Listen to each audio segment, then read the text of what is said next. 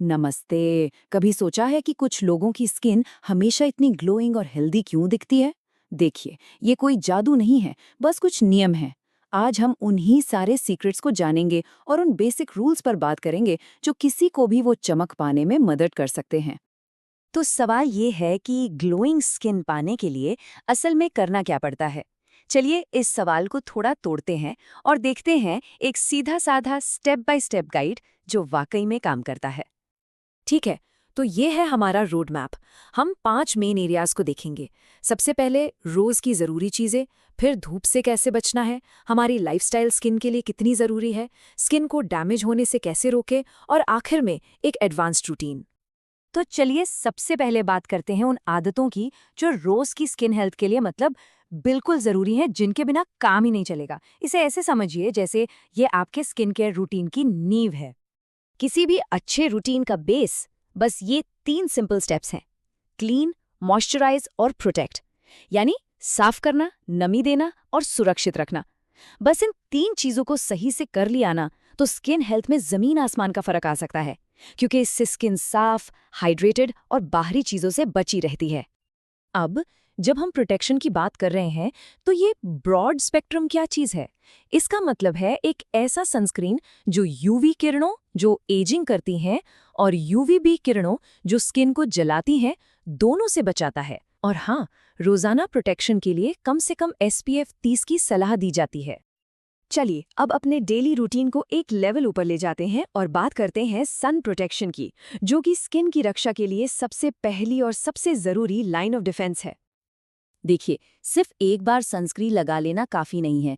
Sun damage को कम करने के लिए कुछ और चीजें भी हैं, जैसे कि छाया में रहना, प्रोटेक्टिव कपड़े पहनना और हर 2 घंटे में सनस्क्रीन दोबारा लगाना। और हाँ, टैनिंग बेड्स को तो बिल्कुल भूल जाइए, वो स्किन को सीधे सीधे डैमेज करते हैं। और एक टाइम फ्रेम बिल्कुल दिमाग में बैठा लीजिए, सुबह 10 बजे से शाम 4 बजे तक। इस टाइम पर यूवी किरणें सबसे ज्यादा तेज होती हैं, तो इस दौरान एक्स्ट्रा सावधान रहना बहुत जरूरी है। अब आते हैं इस आइडिया पर कि हमारी स्किन की हेल्थ हमारी पूरी लाइफस्टाइल से कितनी जुड़ी हुई है। देखिए, स्किन केयर सिर्फ बाहर से लगाने वाली क्रीम नहीं है, ये अंदर से शुरू होती है। एक हेल्दी स्किन असल में कई चीजों का नतीजा है जो एक साथ काम करती हैं, जैसे कि हाइड्रेशन, अच्छा खान-पान, पूरी नींद लेना, स्ट्रेस को मैनेज करना और स्मोकिंग से दूर रहना। ये सारी चीजें स्किन के नेचुरल रिपेयर प्रोसेस में बहुत बड़ा रोल प्ले करती हैं। मतलब ये समझना जरूरी है कि ये रोज की आदतें सीधे सीधे स्किन की हेल्थ को बनाती हैं। खूब पानी पीना, एंटीऑक्सीडेंट्स वाले फूड्स खाना और रोज 7 से 9 घंटे की नींद लेना, ये सब मिलकर स्किन को वक्त से पहले बूढ़ा होने से रोकते हैं।